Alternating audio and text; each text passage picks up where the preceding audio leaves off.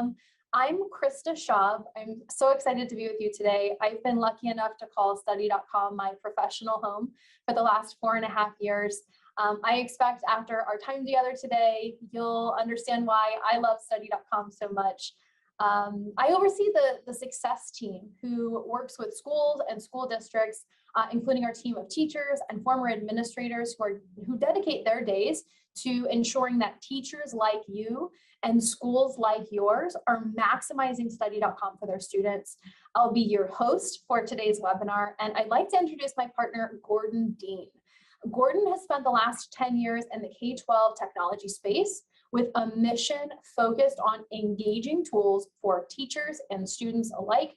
He spent his time here at Study.com as one of our chief designers of our K-12 solution, which many of you know and love, and really positively impacting the classroom teachers in over 9,000 school districts across the country. So with that, Gordon, let's get to it. Awesome. Thank you, Krista, and hello, everybody. Today, I'm going to be introducing you to our newest addition to the Study.com teaching platform, Skills. We'll briefly walk through what skills are and how you might incorporate them into your classroom, and then I'll log onto Study.com and show you live how teachers are finding and sharing the content that's right for their students. At the end of this webinar, we want you to walk away with a clear understanding of how you can find and use skills in your classroom. You may be familiar with Study.com's comprehensive catalog of more than 30,000 micro lessons and quizzes. With our new skills offering, we're going to be building on top of our existing content library and making sure that these new skills integrate seamlessly into our existing teaching platform. To better understand this new content and how lessons and skills fit together on Study.com, we're going to look at Bloom's taxonomy. Now, our micro lessons and quizzes do a great job of introducing concepts and helping students build a foundation of understanding. Skills can then be layered on top so that students can then apply that understanding through practice problems and further master the concepts introduced in the lessons. That's right, Gordon. So both pieces of our Study.com content library, they can work together or they can function independently. We're seeing school district partners who've been using our library of micro lessons come back and layer on skills as an optional upgrade. The two offerings really work beautifully together, as Gordon is soon going to demonstrate for you. But there are some school partners who need to fill a curriculum gap, and our micro lesson library really supports this well. While other school partners need a more rigorous practice and application tool. So that's where Skills is a perfect solution. All of that said, that's what our partnership managers are here for and what they specialize in. So they'll work with you to get a sense of really what your needs are and pull the right Study.com solutions together. Gordon, I'll pass it back to you. Awesome. Thanks, Krista. So what exactly are skills? So on Study, they consist of multiple components. So first, every granular skill includes a bank of about 30 practice problems that are designed to be similar in difficulty. Significant jumps in difficulty are going to be represented as new skills. So you can be confident that your students will only ever work on content that they're ready for. Second, like our micro lessons, our skills instructional resources are offered in both text and video format to match the preferred learning method of each student. Students will have access to both written step-by-step explanations as well as whiteboard-style videos where an instructor will walk students through 2 to 3 examples of how to solve the type of problem covered in each skill. Based on feedback from teachers when we were kind of creating this product, we quickly identified 2 key needs. And we created 2 different modes that teachers can use when sharing skills. First, there's practice mode. When students practice skills, they receive immediate scaffolded feedback that helps them learn from their mistakes. If students get stuck, they can reference the text and video examples, and they can try skills again with new questions to test whether they've truly learned and mastered a particular skill. Second, there's assessment mode. When students complete a skills assessment, they don't have access to any of the learning resources or receive feedback until the end of that assessment. These are meant to be a much more rigorous measure of student comprehension. The expansive library of granular skills practice questions and instructional resources paired with these multiple assignment modes make Study.com and skills in particular incredibly flexible. Teachers have used them for synchronous and asynchronous learning, both at home and in the classroom. They can be a great tool for differentiation and remediation, enabling teachers to identify struggling students and provide them with extra targeted practice. And finally, they can be a powerful multi-use assessment to measure student understanding at the end of a lesson or a unit. So I think you can tell Study.com is so flexible, right? We often see teachers using practice mode to engage students during class time with independent station rotations or for daily homework. We also see teachers assigning skills in practice mode directly to individuals or groups who might be a little bit behind. We see teachers using assessment mode as a quick form of, for example, a 5-question exit ticket, just a quick formative assessment. Or as a more rigorous measure, as Gordon mentioned, we see teachers using it to simulate real assessments and preparing for end of unit or end of year exams, for example, a really high quality preparation tool. With that, we're going to jump right into Study.com. We want to show you live what this looks like. So while Gordon is pulling up the Study.com site to walk you through our skills product, we're going to pull up another poll. There we go. We just kind of quickly want to get a sense of what you want to learn about most, what's the most exciting to you. And so while these responses are coming in, we look forward to getting some feedback here. Gordon is going to pull up a live screen share. We're seeing things wanting to understand how to align content to classroom needs, wanting to find skills, seeing a balance between wanting to learn about formative and summative assessments and how to use skills to do that. So Gordon, I think we can cover all of this if we get to it. Let's dive right in. Let's dive right in. Okay, so on Study.com, I am going to show you the kind of two most popular ways that we've seen teachers find and assign skills on Study.com. Then we're going to briefly explore the kind of student practice experience. You can kind of see what that's like. And then we'll end with kind of reviewing what the assignment results look like for teachers, so that you can see if you do assign skills, what are you going to get on the other end? So we start on the dashboard, as we always do. In this example, I'm going to be a high school chemistry teacher.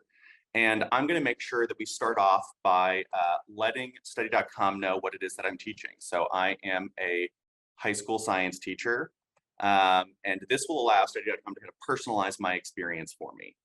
So I think one of the easiest ways to find skills content is I go to my top navigation bar, I hover over skills, and then I select whatever subject I'm teaching. And that grade level that you provided, that subject that you provided, that's all going to help kind of personalize that experience for you.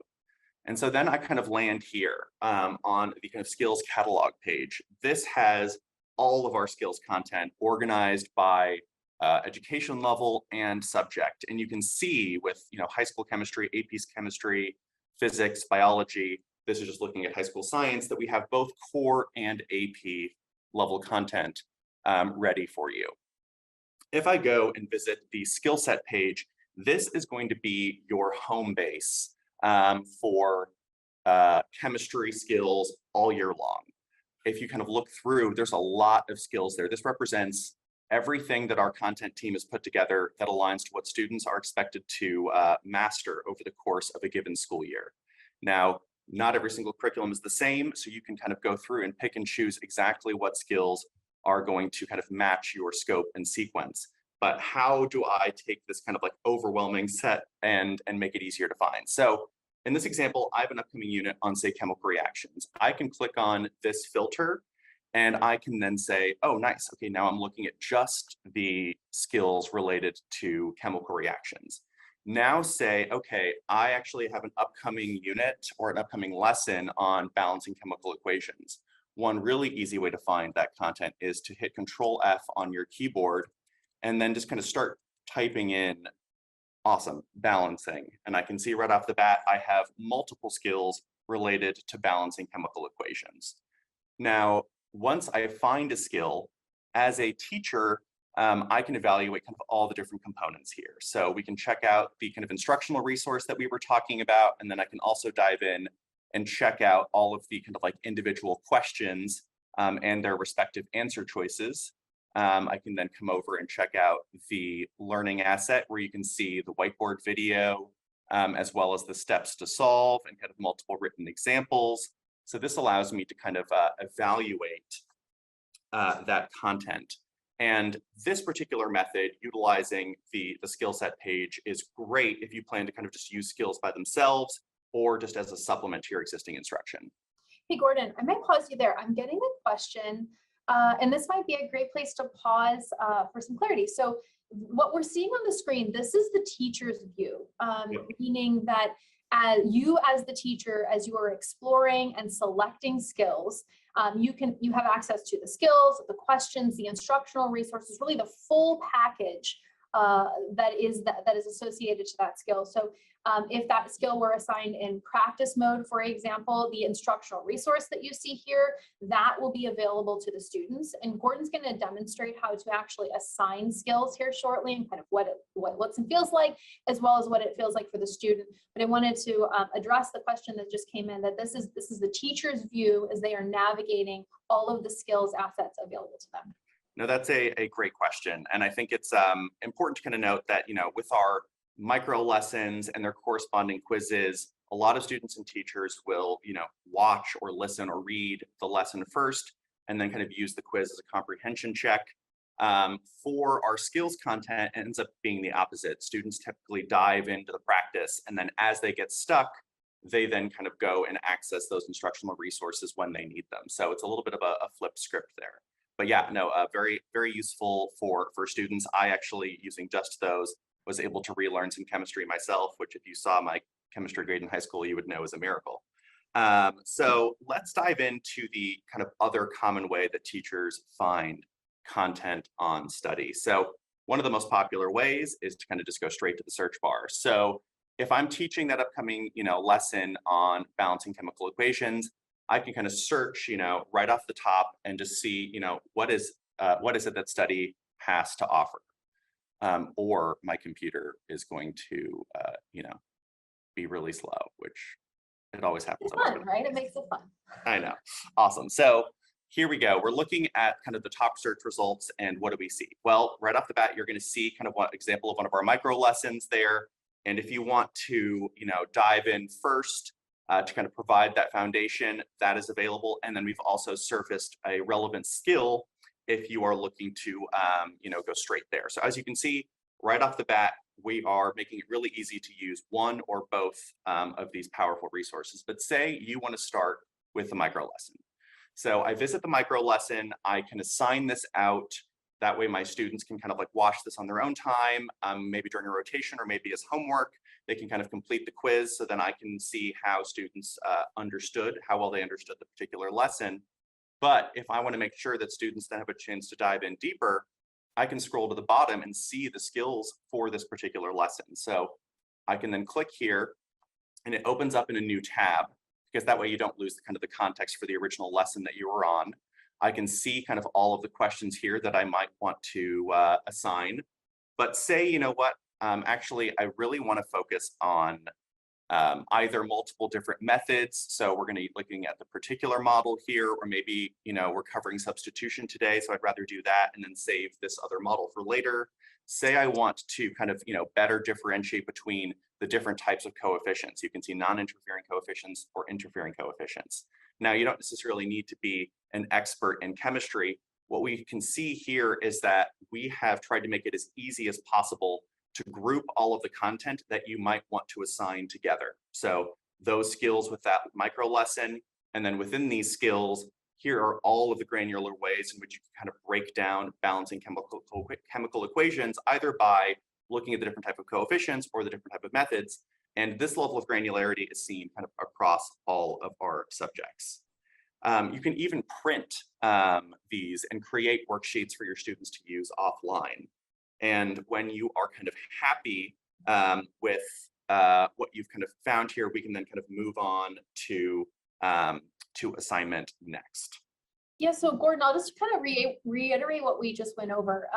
Here's an example of when we see teachers leveraging that link between skills and the micro lessons on Study.com. So when students perhaps are demonstrating a lack of understanding, or they're not able to apply their understanding, Additional practice might not always be the right solution. So in this case, we're seeing our teachers going back to that foundational piece, the micro lessons. They're assigning that micro lesson with the quiz.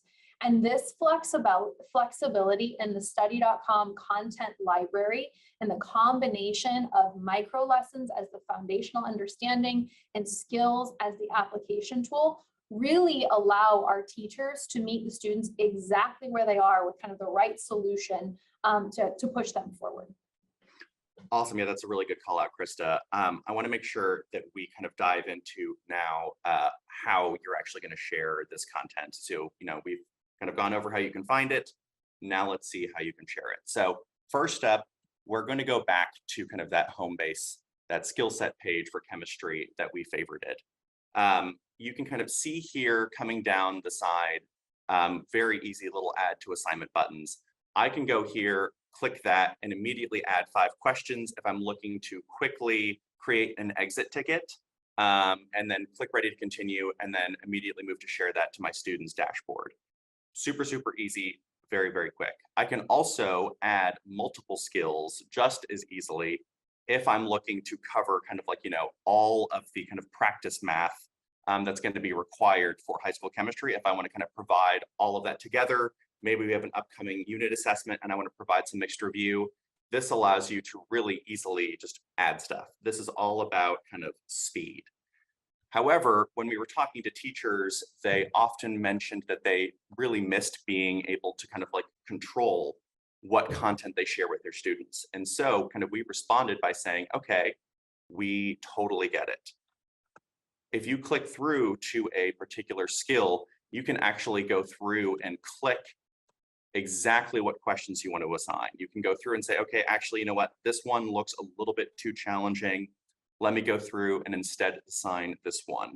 Or, we've kind of covered, problems that look like these, but maybe problems that don't look like those. And so we wanted to give teachers kind of complete flexibility over what content they assign to kind of create clear expectations for students and to make sure students were never working on things that were too advanced. And so as I kind of say, okay, cool, I love these 3 questions. I'm down to kind of add maybe 3 more questions from kind of each of the skills in this particular unit. I think this makes a ton of sense. I can, provide these as practice or assessment. Whenever I have the content down, I can click ready to continue and then begin kind of customizing. I can customize the title. This is where I make that choice between practice or assessment. So let's say, I'm ready to do an assessment. Let me make sure the assignment looks good. And then I can go in and begin to share that assignment out either to one of my classrooms, multiple classrooms, or individual students. And as you can see here, if you've linked your Study.com account with your learning management system, you can also share skills directly to your Canvas, Schoology, or Google Classrooms. Now, that's how you kind of share things out, the different methods, both, quickly assigning, creating, quick tickets, or having a lot more control and selecting exactly what you want to do. Let's dive into kind of what this actually looks like on both the students and the teacher side. So hey, Gordon, before you jump over there, I'm going to answer another question that just came through the chat. And this is a good one. It's one of our favorite questions. So this attendee asked, if I assign skills in assessment mode, how do you stop one student from getting their grade and the correct answers and sharing them with the other students? Would you like to comment on that? Yes, totally. That is a great question. So when you're looking at your kind of results for practice, I can kind of show you a quick example here. You can see like specific answers. And we have heard very quickly from teachers that they were like, actually, that's not going to work because we really want to share the same questions with all the students to kind of, measure them fairly. But what if they just then share out the answers? And so what you're looking at here are the kind of results for a practice assessment or a practice assignment. For an assessment mode skills assignment, all of these individual answer choices are going to be hidden until after the deadline for the assessment is passed. So, when you're looking at the, results for practice, it's all about kind of like surfacing that feedback, learning from your mistakes, trying again. When it comes to assessment mode, we really do want to make sure that it's a truly rigorous, accurate measure of student understanding. And so that's kind of our current solution to make sure that it is both fair and stays accurate even as students complete it. But that's a great question. It's it came up from teachers as we were initially developing this as well. But let's kind of dive over into the kind of assignment experience itself. So when you are looking at an assignment, you can see each skill, the due date, and then you can kind of see that it's scaffolded to show me, okay, I'm working on one of two skills. I have a clear end in sight. And then I can, at any point, if I get stuck, access those instructional resources that we talked about. And so as I go through and answer questions, you can see, okay, I got this one wrong. It immediately provides a step-by-step solution for this particular problem so that I can see where I went wrong. And I can then hopefully say, oh, that's right, step 3, I have to do this. Okay, let me try again and see if I can kind of improve. Nope, me randomly guessing A is actually not going to lead to me getting a better answer, but I nailed it that time. And we know we want to make sure that this awesome kind of like, real-time feedback is available, even if you get the answer correct. It just is a kind of a secondary piece of information. As I complete the skill, I can then move on to the next one. It tells me that I've completed number 1 and that I'm moving on to number 2. When you're in practice mode, you're completing skill by skill because the goal is really for you to learn from your mistakes, build on that understanding, using those resources in that context to make sure that you are, constantly improving. And so as you can tell by my really incredible results here, I need some more work practicing chemical equations. And so then what I might do is go in and actually look at the step-by-step solutions. I can re-access those instructional resources. I can go through every single problem and say, okay, cool. I think I really understand where I went wrong for both skill number 1 and skill number 2. It's really broken down into total assignment, each skill, and then each question within those skills. And the goal here is, learn by doing, learn from your mistakes, address them in real time, and then try again with new questions from the same skills to be a kind of an accurate measure of like, did I learn? Did I grow? Now, on the teacher's end, when students begin to kind of complete those assignments, and this will be kind of the final piece here for us, is I'm going to go back to my classroom, check out this assignment, and kind of see what I see. So I can see that 9 students have completed it, 3 still haven't completed. So I might follow up with being like, hey, the deadline's coming up, make sure you get that in. I can see overall class scores, and then I can quickly scroll down the list and see, oh, it looks like study demo Google Classroom is really struggling. That actually might be me. With this particular topic, I might want to reassign these skills again, or maybe provide the corresponding micro lesson to provide that foundational resource. Again, the goal here is to quickly surface to teachers where there might be learning gaps, and then making sure that we have multiple different types of content to kind of help address those learning needs. If I'm really curious, okay, what did Study.com Google Classroom get wrong and right? I can dive in and I can see and go between each student that answered questions as well as each attempt to see, okay, what did they get wrong? And even looking at their mistakes, I can filter to incorrect answers only and say, oh, okay, they probably mixed up this. And if I see similar mistakes across all of my students, I might be able to address particular tips and tricks. So not just within this particular skill, but as a reminder, remember, when you see this on the left side, always remember to first do X. And so the goal here is to surface, as much rich, actionable data as we can to teachers to really help them kind of differentiate and personalize their instruction for students. Awesome. I know that was a lot. I hope that you were able to see, how you might be able to incorporate skills into your classroom. We're going to hop back over to the slides to make sure that we use our kind of final few minutes here to answer your questions. Very good. Thanks, Gordon. We did have a couple questions that came in through the chat. Can students see instructional resources? So the answer is yes. That's what Gordon just commented on there at the end. They have full access, particularly in that practice mode, full Yep. access to all of those tools to understand how to improve their application. We also have a question that says, will my students be able to see the difference between micro lessons that I've assigned and a skill that I've assigned? Gordon, you want to touch on that? Yes, that's a great question. So as you can, assign different types of assets, they all will have kind of a corresponding icon, as well as call out that this is a skill assignment or that this is a lesson assignment. So both on their dashboard and as they open up the particular assignments, it's very, very obvious right from the title what type of asset students are going to be working with. Wonderful. The next question, we want to be very mindful of time. We have about 2 minutes left. The next question is, if I have one or a group of students who need more practice, can I assign a formative assessment just to them? Yes, that is a great question. I didn't go through kind of the entire flow there, but yes, where you saw I could select different classrooms, I can actually go over to that other tab and I can actually select specific students or groups of students. So you can personalize across different classrooms, as well as across different individual students or small groups of students. Okay. And while Gordon pulls that back into the presentation, great. I think we have about 1 minute left.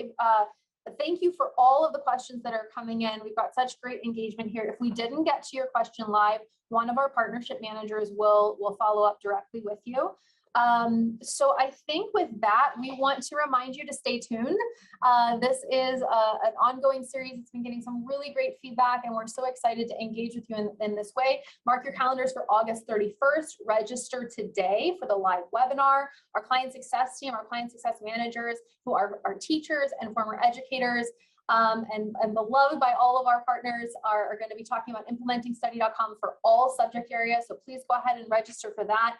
Our partnership managers will be in touch to provide additional support, address any of your questions on how you can leverage our skills and our micro lessons, all that Study.com has to offer in our library. They'll be in touch with you to have those conversations. And last but not least, if you were going through the presentation with us today and wanting one-on-one additional support, you can grab out your phone, scan this code. This will take you to office hours with our client success team, where they can answer any of your questions on applying Study.com in your classroom. With that, we told you we would stay right on time. We are right on time. Thank you so much for joining us on behalf of Gordon, myself, our whole Study.com team. Thank you, and we can't wait to see you here back next week. Bye-bye.